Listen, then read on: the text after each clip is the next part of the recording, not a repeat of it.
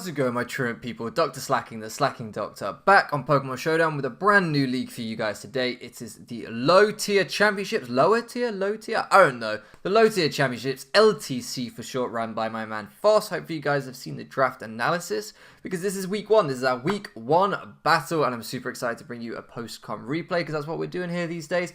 Hopefully you guys enjoy those. Let me know if you do. And if you haven't, go out and check the draft breakdown because that was a lot of fun to record, a lot of fun to edit, a lot of editing went into that. So hopefully you guys like that, the draft analysis. And I'm feeling super weird right now. You may have noticed I don't usually record with glasses on. There's a few changes that I've got to mention this week. I don't usually record with glasses on. If the reflection is bothering you guys, let me know because I might be able to sort out something different with the lighting. But I went to the opticians and I've been told I have to wear my glasses now all the time when I record, which sucks. So if you see me and I got brand new glasses, which I'm feeling super insecure about because they're very different to my old glasses. So if you think these glasses look good, comment down below. Hey, Doc, your glasses look excellent, man. Great choice, and you'll make me feel a lot better. But anyway, moving on. If you see me without them in any future videos, scream out in the comment section. Put your glasses on or your eyes are going to go to shit because I got in trouble. The optician told me off. Anyway, moving on from that, back to the point here.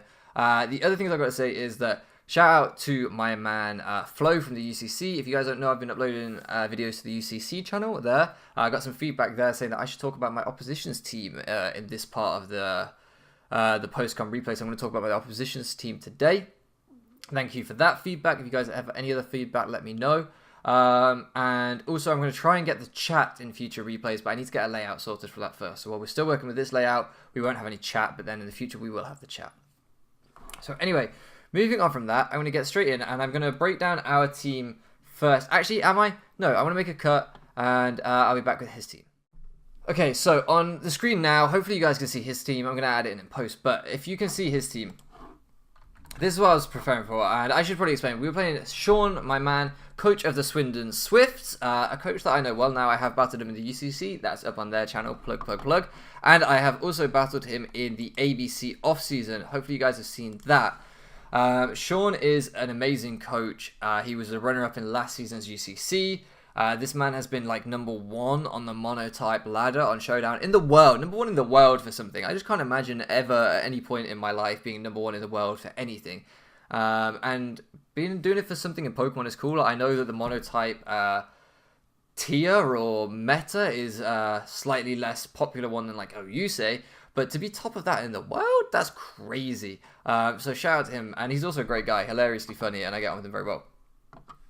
But hopefully you can see his team here of Honchkrow, Golbat. Actually, it's not the Swindon Swifts. I do apologize. His new team are called TheYardbirbs. That's Burbs with a B. You guys should see it in the title down below. Anyway, and he drafted a bit of a meme team. So as you should see on the screen, he has the Honchkrow, the Golbat, the Articuno, the Swoobat, the Emolga, the Prinplup, the Staravia, the Blaziken, the Oricorio, all forms, the Tailo, the Dodrio, and the Pidgey. Burbs. So the crucial thing here is a good electric type. Unfortunately, my electric type was Dedenne, not exactly a great electric type, and a good rock type. Oh wait, I didn't draft a rock type. So even though he has a bit of a meme team with a mono flying type here, this is a guy that has been top of the mono ladder, albeit with a water team. I think with flying, he said he made it to about top 50 or something, maybe even top 20 with his flying monotype team. But still, this is a guy that knows how to use a monotype team. That I don't have a great matchup against. Like, I have an okay matchup, but I don't have a good electric type and I don't have a rock type. So it's not going to be super easy here. And when I was looking at this team, I'm going to give you guys some of my insight into why I built the way I built. The Emolga is obviously his only electric resist, which much as Dedenne isn't great. If I can get rid of the Emolga, I am free to spam Thunderbolt. And his Blaziken is the only thing that's not super effective against. So as long as I bring sufficient coverage for the Blaziken, I'm kind of okay. I should be able to take out everything else eventually. Once the Emolga's gone, I can spam moves. So that was my kind of problem. My main kind of fears with him was his Swoobat setting up, getting up those Cosmic Powers and the Stored Power. If you guys don't know what that do, Cosmic Power basically boosts your defense and special defense by 1 stage. However, Swoobat gets the ability Simple, which means it boosts it by 2 stages every time. So every time he clicks Cosmic Power, he gets to +2 special defense and +2 defense, making that thing really, really bulky. I believe it runs Cosmic Power and not Calm Mind, but it could be Calm Mind. Either way, then what you have is a move called Stored Power, which basically increases the amount of damage it does per boost you have. It's a very scary set if you guys aren't familiar with it. on a mon that's got a simple ability, because you can set up so quickly, get your boost, and then that stored power move gets such a high base power, it becomes terrifying. So these were my kind of problems. Of course, Oricorio actually was a threat as well. Depending on its form, it could potentially be an electric resist there too. So these are the things I was trying to look out for. Golbat, most people know. Fat Bat, it just sits there. It's bulky as hell. Honchkrow hits like a monster. Life Orb, Honchkrow, Sucker Punch is nothing to play with in this format. So I was like, okay, right, these are the things I need to worry about. Now I'm going to switch back to my team, guys, and I'll give you the breakdown of what I built there. Okay, guys, so now I'm going to try and run you through the team I built. I'm going to try and make this quite quick, because I'm conscious that a lot of you aren't interested in Team Builder. And by the way, if you got this, guys, and you aren't interested in Team Builder, if you got this far and you're not interested in Team Builder, please feel free to skip ahead. You don't need to watch the Team Builder. I do understand. But yeah, I'm going to try and run through what I built now. So we have Mariabella, the return of Mariabella. If you guys have been around the channel, those of you that know the Dr. Lock will know who Mariabella is. And if you haven't, go back, watch the first ever series that we did here on the channel, watch the Pokemon Fire Red Dr. Lock, and you will find out about Mariabella. This is the OG hero. This is our saving grace. Mariabella the Swellow, Flame Orb Gut set. The reason being, whilst I did think a Scrappy Boom Burst set had a pretty nice matchup against him, I wanted to bring this priority. I wanted to be able to have the quick attack option on there for the Blaziken, because setup Blaziken was scary. If that thing got some flame charges off, some Soul Stances up, I wanted to be able to make sure I could pick it off with a quick attack at a decent health. Quick attack should be doing around 40% damage max roll. So I was like, okay, that makes sense. Facade, because Facade pretty much one-shot everything on his team, and outside of Scarfus, he had nothing to outspeed Mariabella. So it was pretty much like, okay, well, if I can whittle things down, like the Golbat, like the Prinplup, the kind of bulky EVO-like ones, the Staravia that could come in and intimidate me, if I could wear those things down a little bit, even just with Stealth Rock damage and stuff, maybe Facade could just pretty much one-shot all of them. So that was really what that was there for. The U-turn just gives me a nice pivot. U-turn's always nice. And the Protect was just there if I needed to come in and get my Flame Orb activated before firing off a big Facade or a quick attack. Say I came in on the Blaziken, but I was coming in for the first time and I wanted to get my burn to activate my guts. Speed IVs, the fastest thing on his draft was his Swoobat, so I was trying to speed creep his Swoobat, which did mean I had to run Jolly, meant I couldn't run Abdomen, unfortunately, with the rest in 252 in attack. And then the rest went in defense, which was actually supposed to have been changed. So that's really unfortunate because that wasn't changed for the battle. That actually got changed to special defense, but for some reason, it seems like some of my changes didn't carry over. That's really upsetting. Basically, it was supposed to be in special defense because the only form of priority that Blaziken gets is Vacuum Wave. So I wanted to make sure that if Blaziken fired off a Vacuum Wave, I could live that as best as possible. If for some reason it outsped me, say it got a Flame Charge up and outsped me and went for priority with Vacuum Wave, my quick attack would still then take it out afterwards or whatever. So it doesn't get Mach Punch, Blaziken doesn't. So that's why it was supposed to be in special defense. Unfortunately, the 92 went into defense, which kind of sucks. But there we go. Rather than just putting it into HP, that's why I went for a specific defense. I originally put it in defense because I thought it got Mach Punch and not Vacuum Wave until I did my research. So that sucks that didn't change over, but there we go. Then we have Pikachu, our shiny Licky Licky. Shout out to my man Isaac, aka Tracer. If you guys haven't watched the free-for-all on the channel that involved him, you should do that with Stromp's live stream. Because Strumpful did an awesome live stream, which my man Isaac was in, and he brought a shiny Licky Licky called Pikachu, and that shit is just hilarious to me. I don't know why it's so funny, but anyway, this is just a pretty standard Leftovers, Protect, Wish, Knock Off, Refresh. Protect because if I want to fire off a Wish, get that up. If I just want an extra turn of Leftovers recovery, get that back. Wish, obviously, to Wish Pass into things like the Metang, which you might be able to see at the top of the screen, and the Blastoise because they don't have reliable recovery, so being able to wish and go into those is really, really nice. The knockoff is there because I realized that if you brought Oricorio Ghost, this set would just get walled by it if I brought Return and Refresh, and also because if I could catch something like the Golbat or the Staravia that I knew he would bring super bulky with the Intimidate and stuff like that, if I could get their Eviolites gone, that would be amazing. So that's why knockoff was there also. And then the Refresh was because I didn't want him toxic stalling me at all. I didn't want this thing getting whistled down. Dean actually told me after battle, why didn't I have Heal Bell? And it turns out Licky Licky does get Heal Bell, so that should have been Heal Bell with hindsight. I just didn't know it got Heal Bell. I literally was just looking down what I wanted on this thing, and I saw Refresh, and I was like, that makes a lot of sense. Let me slap Refresh on there. Didn't get as far down as Heal Bell, or just missed it. But there we go. That was an oversight on my part. We'll know that for next week. HP here. As you can see, just max HP, max physical defense with a little bit of special defense.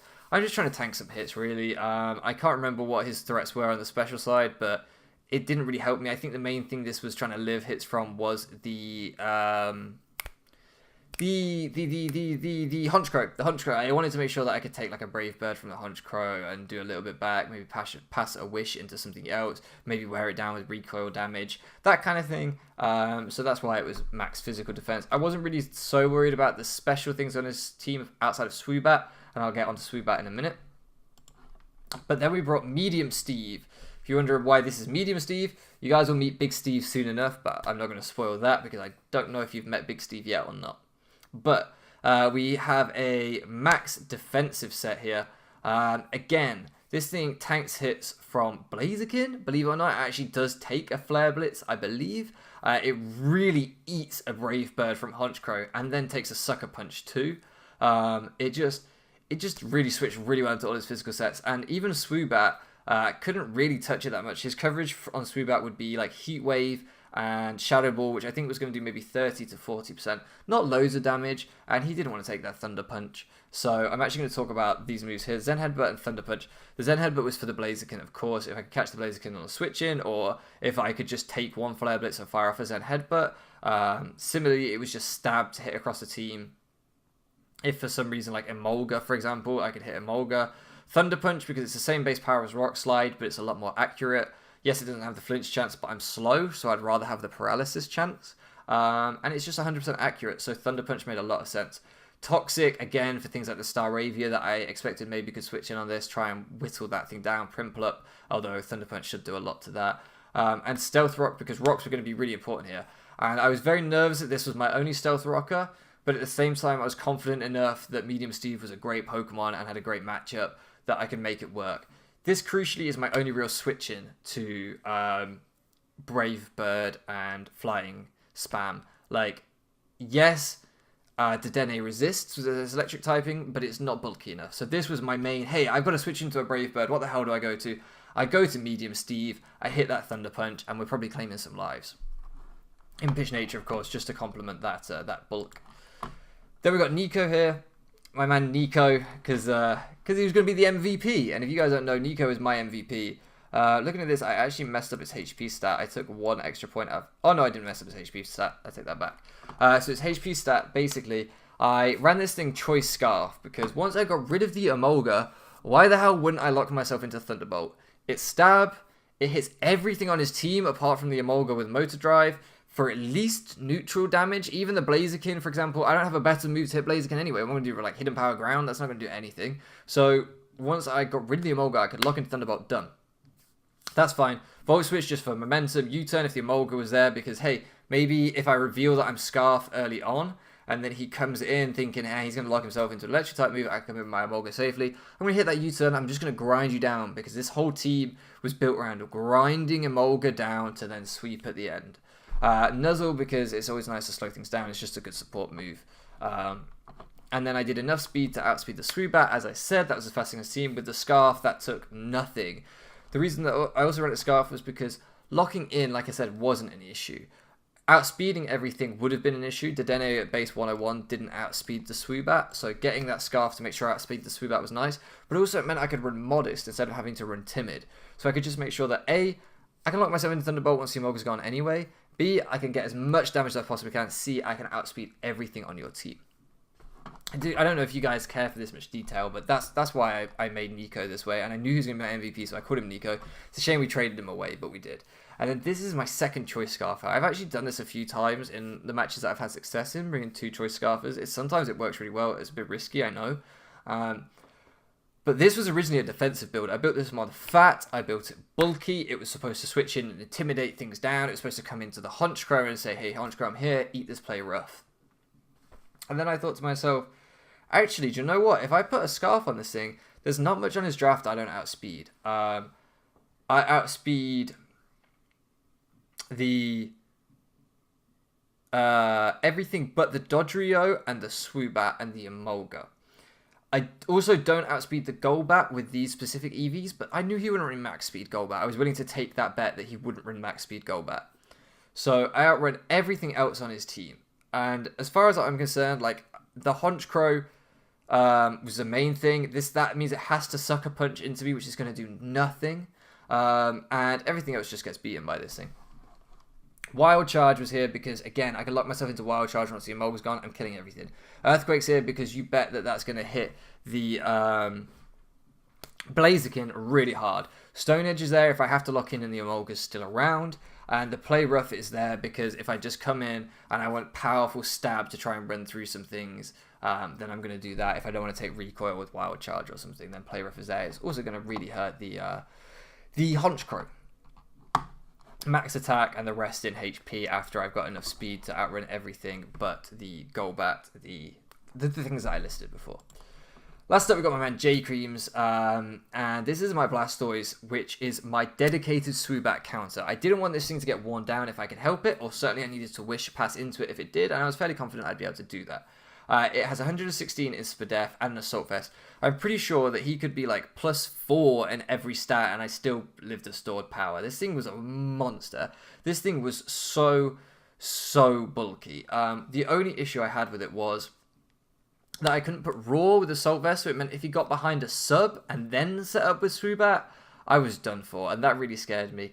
But I had the Dragon Tail, so I could Dragon Tail him out if he didn't get up behind a sub. Then I had Brine, because I thought Brine, I misunderstood what Brine did. I thought Brine did more damage when you were below 50%, not when your opponent was below 50% or 40%. Let me just double check.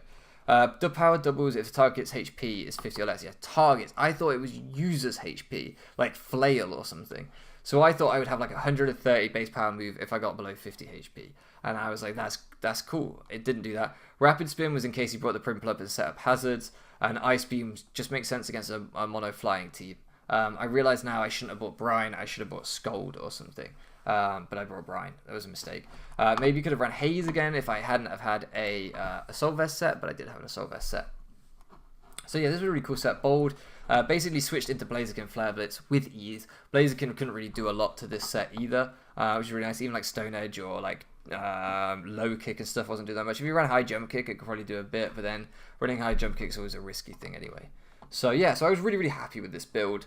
Hopefully that didn't feel super fast. I'm sorry guys, I'm going to try and speed them up in future videos. But all that being said, let's hop into the battle. So here we are in the battle, guys, and like I said, I'll try and get the chat for you guys in the future. Sean's always pretty funny in the chat, so it's a shame that we don't have it for this one, but I'll try and relay any key bits of the chat back to you anyway. Team preview. We line up here and I'm looking at his team and I'm like, okay, there's no Emolga, and there's no Oricorio Electric. There's no Oricorio Ghost, which means that my Swellow can't sweep with that thing around because I didn't bring the Gut set, but at least my Licky Licky doesn't get walled because I brought the knockoff. So I was like, okay, this thing is a kind of nice. I'm kind of really glad to not see the Emolga because it means that my Scarfers just lock into electric type moves and something dies. It's that straightforward to me. My plan was always to lead the Dene, even if he brought Emolga, to fire off a big U-turn, because I was hoping that if I led the Dene, he would bring in Emolga, and then I'd get some chip on it straight away. I didn't change my plan. I didn't see any reason to. So here, my main fears were I knew his Staravia would have some interesting tech, and I was worried about that. We never really got to see what it was. I still don't know. A bit scared about that. Well, actually, I do know, but I'm not going to reveal his techs because that wouldn't be fair. The Golbat, again, scared. Didn't really know what that wanted to do. Blaziken and Honchkrow was obvious sweepers, and the Swoobat was the setup sweeper I needed to worry about. Oricorio, you already know what Oricorio is going to do. Not really familiar with Oricorio, but I know that it hits decently hard, and it's reasonably fast, and it's okay. I know it's an okay mon, and its ghost typing was good for Maribella, so I was a little bit, But I also knew, for example, that he didn't know what Maribella I was running. Was I running Specs Swallow, or was I running Gut Swallow? He had no idea at this point. Granbull, I knew there was no way in hell he thought it was Scarf offensive Granbull. I knew that. Also, I forgot to say, guys, one of the really fun things in the team builder on Granbull was I ran Rattled Granbull. If you guys don't know what Rattled does, Rattle boosts your speed if you're hit by a Bug, Dark, or something else attack. Bug, Dark, or Ghost, I think, type attack. If you hit by any of those, your speed increases by 1.5. So with that Choice Scarf, it means that my speed would be doubled over 2 stages. So I would have doubled speed stat if I got hit by any Ghost, Dark, or Bug type move. Why is that relevant here? Well, not only did he brought the Oricorio, but crucially, this thing was supposed to be my dedicated Honchkrow sweeper. If I brought in a Honchkrow and he realized that I might be scarfed or something and went for a Sucker Punch, thank you very much. I'm now at +2 speed. I outspeed your whole team everything is gone. I don't need to worry about the swoop out or nothing. Everything is dying. So I thought that was really fun tech to bring Rattled on there. So let's go. And actually, before we go anywhere, I'm just going to turn my volume down a little bit because it's a little bit too loud and I can't hear myself think like that. He leads with the Honchkrow, and we just fire off a Volt Switch, and I'm actually going to turn it down even more because it's still too loud. I do apologize about this. He leads off with the Honchkrow. We just fire off a Volt Switch because I'm going to go to slow. Because it just made sense. Just let me bring in Medium Steve and start pressuring things. The Intimidate doesn't work because I brought that clear body rather than Light Metal. I did consider Light Metal because I expected the Blaziken could have low kick, but I wasn't super worried about it, so I just brought the clear body for the Star Raver. It seemed to make more sense. Got that Toxic off, and that's really crucial because I didn't know what this thing wanted to do and I was nervous about it. I knew it would be fat and scary. So I did get the Toxic off there, and that's why I brought that on Medium Steve. And then as he switches out, we go for the Stealth Rock again. The way I see it, so far he's done nothing to me but defog, and I've Toxic'd him. I might as well just spam rocks until I get them up. And then this was really nice here. He goes for the Calm Mind, and as you can see, he gets to +2/+2. So it's not Cosmic Power, I do apologize, it is Calm Mind. He gets to +2/+2, which means his special attack is now really high, and his special defense is really high. I'm expecting him to start firing off some big hits. But instantly, I don't think he was expecting Medium Steve to just chunk him for 50%. And bear in mind, this is 0 attack in, like 8 EVs in attack, sorry, but like impish nature or whatever. This is not an offensive Metang. And we straight away chip him for 50%. So already he's pressured. Like, yes, he's getting set up, but he's pressured. I know at this point, if I bring in Mariabella, I click Protect, I click Quick Attack, I'm probably going to nearly knock this thing out. Not far off anyway. And I still have my Scarfers in things like Dedenne, which absolutely outspeed this thing, so I could even fire off a Nuzzle and slow it down, and then revenge kill it with Gramble. So right now I'm thinking, hey, now I've got 50% on it, I'm cool. I know this thing's not going to sweep me. Like, I was very scared of it in prep that it would sweep me, but now I'm like, it's okay, it's okay. He fires off a Heat Wave, which does big damage at 79, and then crucially gets the burn, which really sucks, because it means my Thunder Punch doesn't knock him out where it would have done.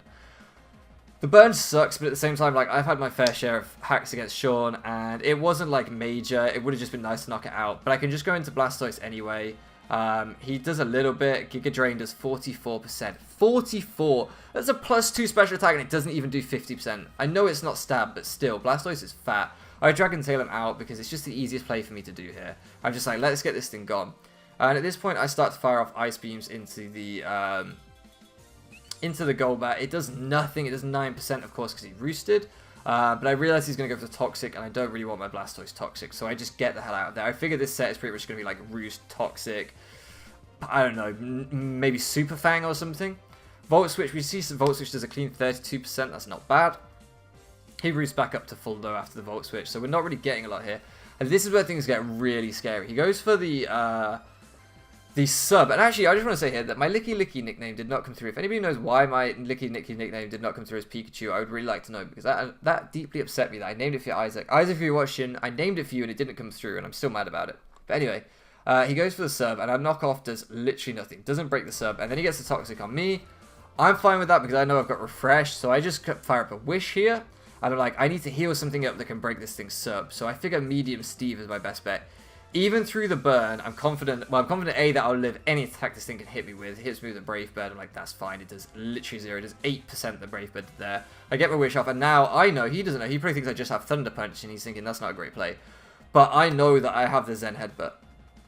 And I'm confident, even through the burn, that's going to break his sub. Like, Medium Steve hits hard. Like, it has decent, I think it only has like 75 base attack. But in this format with stab, that's okay. Like, that's not bad at all. He can't intimidate me down here, but we do just switch out because there's really no need to stay in. Once we broke his sub, I should point out here that we actually switched out at the same turn he did. Just because he was faster, his Golbat was faster than Metang. Staravia came in first, which means its Intimidate hit the Metang. That was beautiful, because if the Intimidate had hit Mariabella, that would have sucked. That would have been really not great. It means I got Mariabella in because I was like, hey, if he fires off another Brave Bird into my Metang, which he's not going to do with the Golbat, I get Mariabella in on a Brave Bird, so I'm going to do that much anyway. But more crucially, I think he's going to switch out with the Golbat. So let me bring in Mariabella. I pressure everything. What's his most likely switch into my Metang? Blaziken. So if I go out into Mariabella, I instantly pressure the Blaziken as soon as it comes in. Fortunately, it goes into Staravia, but like I say, the speed there working out nicely for us with the Intimidate. And I can just fire off a U-turn here. I was tempted to go for Facade, but I knew this thing would be very, very bulky, so I didn't fancy it. And indeed, he just goes for a Roost, trying to Roost off any damage. I maybe should have just clicked Facade and see what it did there. I could have used that out the next turn, but I don't really regret that play. Now he has to sack something, and I think he realizes that, is that Nico's going to hit anything really, really hard. And he probably doesn't want to give me loads of momentum as well. So he gives me the sweep back for free. The sweep back came in and he had 2% as a rock, so it was basically dead anyway. I have to go to medium Steve here, which means he now has momentum. And I think that's probably what he was thinking. He goes into TheYardbirbs, the Blaziken, and I was like, that's fine. Flame Charge doesn't KO me. I was just expecting to sack myself to Flare Blitz, but I was like, this man's going to take recoil anyway. But he does have the Flame Charge, and that is a little bit scary because I was worried about setup Blaziken. But Zen Headbutt chunks him right down, so I'm like, okay, he's going to knock me out this turn to Flame Charge. I'm upset that he's got to +2 speed, but that's alright. That's not super bad. It does mean he outruns my Scarfers and stuff now. I think he would have done that anyway. But I go into Maribella, and here I don't run a calc. I just go into Maribella because I'm like, hey, max roll, I do around 40%. He's at 35%. I'm going to go into Maribella. I'm not going to overthink my play. I'm going to click Quick Attack. I don't know what my better play was here. Strumpful messaged me after the game. He said he felt this was a bad play. If you're watching Strumpful, I didn't actually get a chance to ask you what you thought my better play was. I would genuinely, like, not being facetious, I would really like to know. Because I'm not exactly happy with how this went down. You guys will see. I clicked the Quick Attack. He lives on 1. And we ran the calcs after the battle together. He dies to Life Orb anyway, but it means I lose Maribella to the Thunder Punch. The calc basically meant that I had a 55% chance to kill him. Roughly 50% chance to kill him. So, it sucks, but at the same time, it's okay. Like, it's not the end of the world that we lost a 50-50 chance that happens. We get to bring in Nico here, and we click Thunderbolt. He can roost, but we're doing about 40%, so we were chunking him. I realized that he's just going to try and roost and get back to full and let me Toxic Store, so I go out into J-Creams. He goes for the Toxic. This was a little bit bold on my part because he could have subbed on me here. I'm not entirely sure why exactly I went for this. I think he'd already revealed the sub at this point. So yeah, he subs there, and my Brine, I realize, isn't doing as much as I thought it did. This was the point where I realized, oh my god, Brine doesn't work the way I thought it did. And he's now sat behind a sub, and my Ice Cream won't even break his sub in one move. So it sucks, especially because he can just roost every time. So that really, really sucks. He gets the sub again. I fire off another Ice Beam.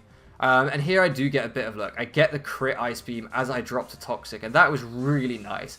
I feel like I got a little bit lucky, but then at the same time, as I said, we lost the 50-50 roll, and we did get the burn. So the Zen Headbutt, if he hadn't had the burn, would have put the Blaziken in range of the Swallow Quick Attack. So I feel like all of the hacks really balanced itself in this game. I don't know. Sean, if you're watching, maybe you disagree, but I mean, we already had a conversation. I think we pretty much agree. And at this point, I bring in Gramble. I'm just going to go back a turn. As this drops here, I know that I have to pressure this Golbat. This Golbat has to go down. It cannot be allowed to stay around anymore. And just because he could potentially stall my team, I know that I could probably Wish Pass around and refresh with Licky Licky enough to beat him. But I just want to pressure it. So I bring in Gramble. I hit him with a Wig Wild Charge. And he puts in the chat, no Intimidate, shenanigans. Because he realizes, what the hell is this Gramble? And then when I'm scarfed and I outspeed it, if I remember, I'll put the screenshot on the screen for you guys now. But he just basically put, oh no in the chat. Because he realizes, holy crap, this is a Scarf Wild Charge Gramble. This might be it. And I start just firing off these Wild Charges. We body the Oricorio. He had to try and save the Golbat. Now he's got to go into something that he can potentially kill me with. So he goes into Staravia, gets the Intimidate drop. But I realize, well, hey, I'm not going to stay in if I've got the Intimidate drop. That makes no sense. I've got to try and get rid of the Staravia before I can sweep with my Gramble. So I just go out to Nico to maintain pressure. This thing's toxic anyway, so it's on the timer. And of course, this modest Thunderbolt is going to do an absolute chunk. I'm guessing he's probably Fizz Death with the Intimidate. So that really takes him out. And at that point, Nico's just sat there. This thing drops to rocks, and all the Honchkrow can do is Sucker Punch me. I got that dual Fairy type, so it's going to do 40%. Not enough, I'm afraid. And I can just fire off a big Thunderbolt. Even if this didn't get KO, I get to bring in the Gramble and click Wild Charge again. Fortunately, it does KO, and we win our first game of the LTC. The Lake District Spirits, in their first league officially as a Lake District Spirits here on the channel, in a lower tier league, actually get off to a win. And this is my second season in a start now. We've got off to a winning start. Obviously, we did it in Owl. Then we were patchy, we were inconsistent. But again, here in the LTC, we've won week 1.